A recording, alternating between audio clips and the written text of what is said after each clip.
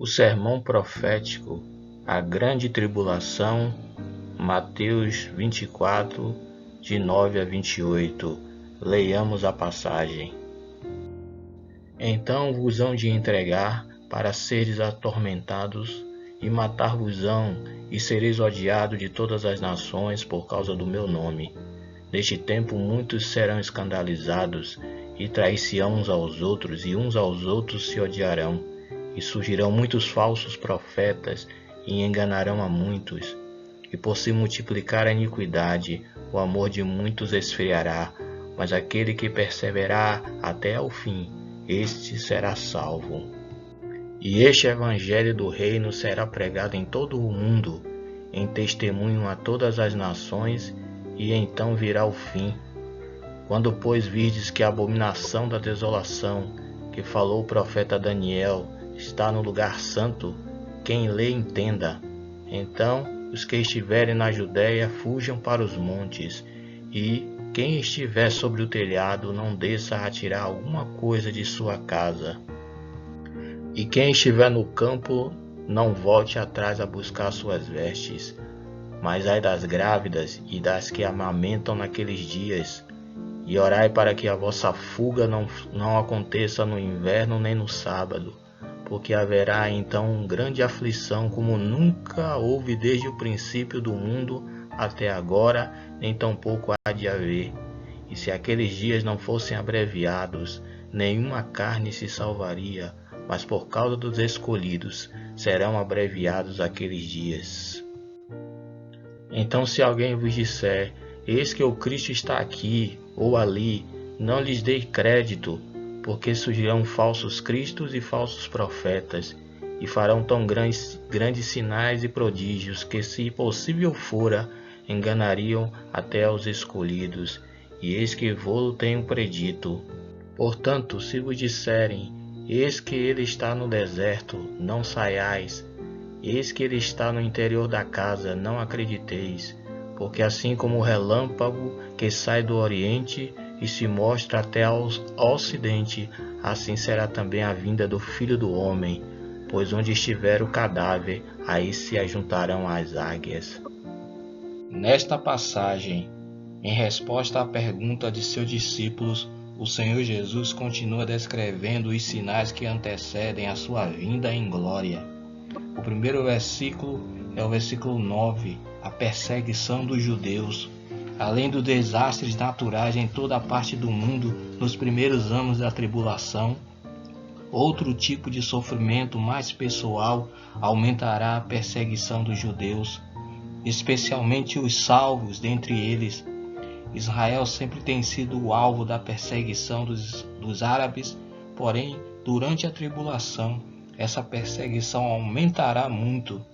Depois do arrebatamento, Deus vai usar duas testemunhas, como está descrito em Apocalipse 11, e os 144.000 judeus salvos para pregar o evangelho no mundo inteiro, e como resultado, muitos outros judeus e gentios serão salvos. Apocalipse capítulo 7. Também, logo depois do arrebatamento, o anticristo aparecerá com grande poder e astúcia e enganará os governantes de Israel para fazerem um acordo com ele e outras nações para receber a sua proteção. Daniel 9:27. Mas os salvos não aceitarão o anticristo, e por isso ele os perseguirá terrivelmente, e muitos deles morrerão. Versículo 10. Escândalos, ódio e traição entre familiares. A maior parte dos judeus seguirão o anticristo. Por consequente, perseguirão os judeus salvos, e assim haverá famílias divididas e muito ódio e traição. Veja Marcos 13:12, Lucas 21:16. No versículo 11 nós observamos os falsos profetas. Muitos profetas enganadores se levantarão neste tempo, aproveitando a confusão religiosa para os seus próprios interesses.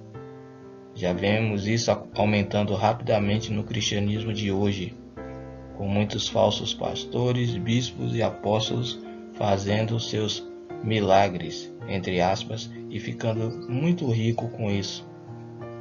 Mateus também 7, versículo 15 a 23, 2 Timóteo 4, 3 a 4, 2 Pedro 2, de 1 a 3. O mundo já está preparado para receber o anticristo e o falso profeta que perseguirão o povo de Deus. Versículo 12 nos informa sobre a multiplicação da iniquidade. Sem a presença da igreja, que é o sal da terra, o pecado aumentará rapidamente e o amor esfriará de quase todos. Isso inclui a desintegração da família, trazendo muito mais violência e crueldade, até entre os parentes. Já vimos isso acontecendo de maneira alarmante no mundo, com os pais matando os filhos e os filhos matando os pais. Hoje em dia o casamento é desprezado e o divórcio aumenta rapidamente, trazendo grande sofrimento para as pessoas e crianças inocentes. Hoje também o aborto legalizado mata milhões de crianças antes do seu nascimento. A imoralidade cresce rapidamente até o ponto em que as leis encorajam o homossexualismo, os casamentos, entre aspas, de pessoas do mesmo sexo, a mudança de sexo e o castigo daquele que fala contra as coisas abomináveis aos olhos do Senhor Deus. Versículo 13, permanecendo até ao fim. Este versículo é muito usado fora do seu contexto para ensinar que o salvo hoje pode perder a sua salvação. No seu contexto, no entanto, refere-se aos judeus esforçando-se para suportar as perseguições da tribulação. O fim mencionado aqui é o fim da grande tribulação, quando Cristo voltar e salvará os judeus fiéis da perseguição do anticristo. O versículo 22 mostra essa salvação. Refere-se à salvação da morte do corpo físico pela vinda do Senhor. Versículo 14 nos fala da pregação do Evangelho do Reino, a mensagem na tribulação. Será como Cristo e João Batista pregavam quando estavam aqui no mundo.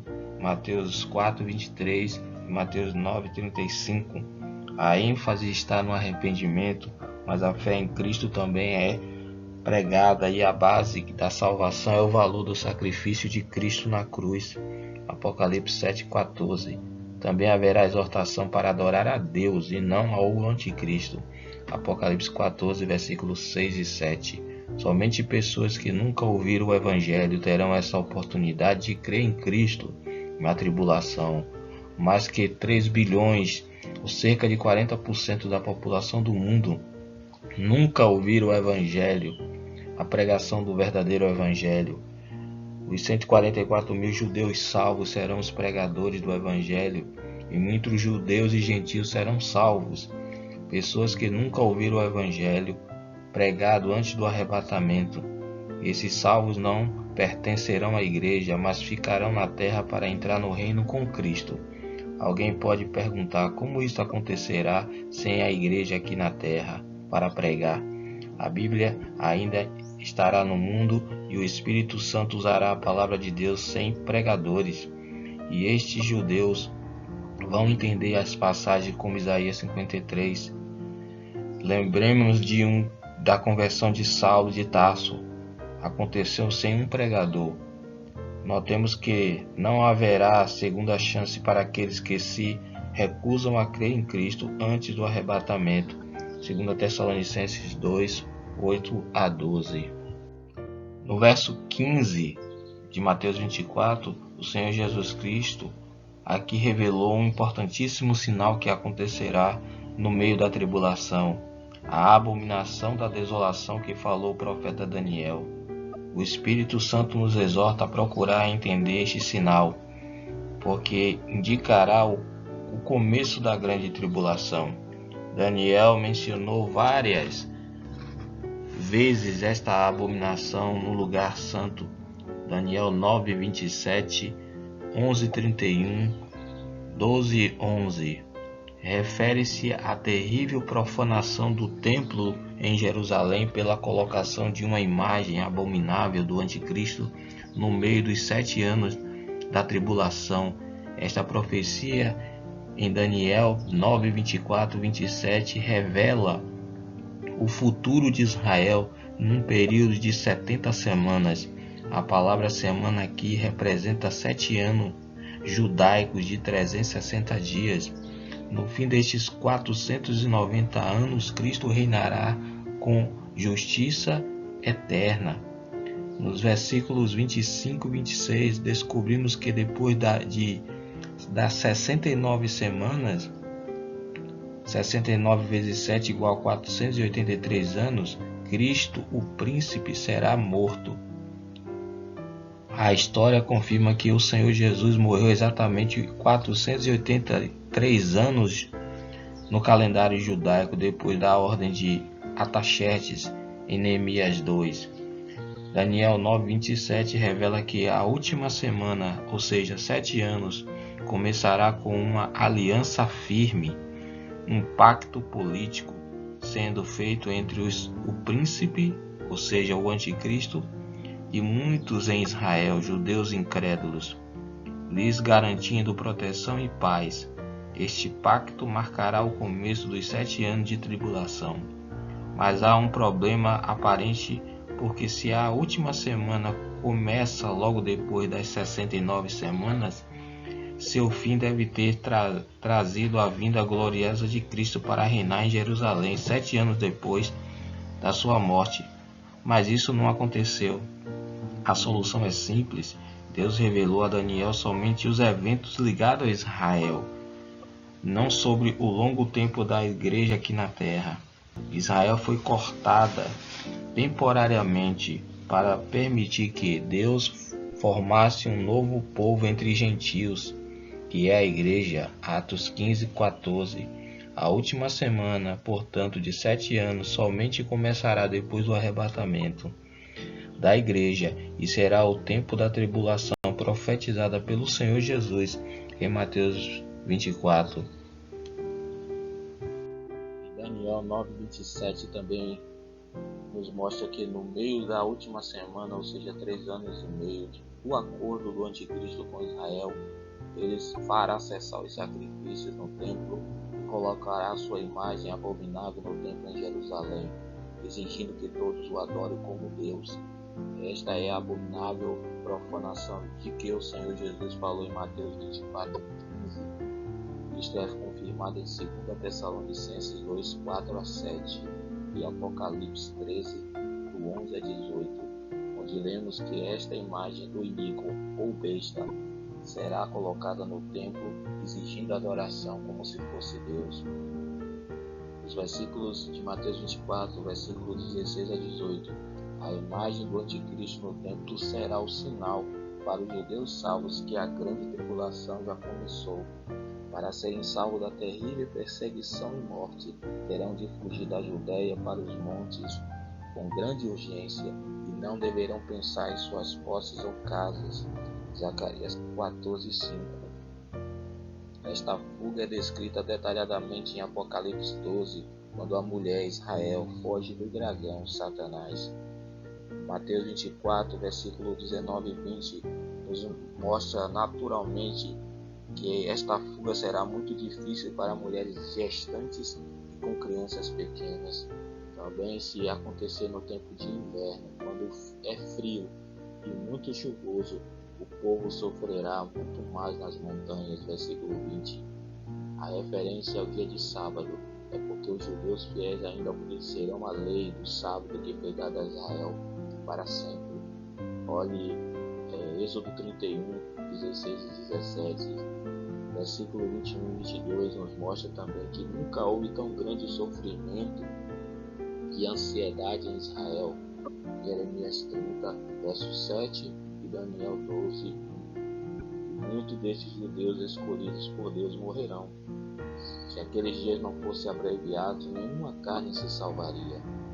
Não significa uma mudança nos planos de Deus, mas que o tempo da grande tribulação não passará de 3 anos e meio, planejados por Deus no passado. Este tempo corresponde aos terríveis sofrimentos que caem sobre a terra quando as 7 trombetas são lançadas, são tocadas sobre a terra. Apocalipse 8 e 9. Versículo 23 e 24. Neste tempo, perto da vinda de Cristo, surgirão muitos rumores que ele já veio. Os inimigos dos judeus farão isso para enganar os salvos a chegarem ao lugar indicado para que as autoridades do anticristo possam os apanhar e matar.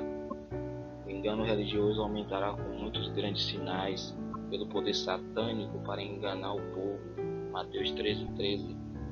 Por causa do grande sofrimento e expectativa da vinda iminente de Cristo, muitos dos próprios eleitos serão tentados a acreditar nas mentiras dos falsos cristos e profetas. Versículo 26 e 27. Este aviso do Senhor servirá naquele tempo para que os judeus salvos mantenham sua fé em Deus e não aceitem a marca do anticristo, mesmo sofrendo fome por isto. Também serve para alertar a igreja hoje, quando já vemos muitos falsos mestres enganando as multidões com suas curas, milagres e promessas de prosperidade material. Versículo 27. A vinda em glória do Senhor não será em segredo, mas será facilmente visto por todos, e será acompanhada com grande luz, iluminando todo o céu como faz o relâmpago.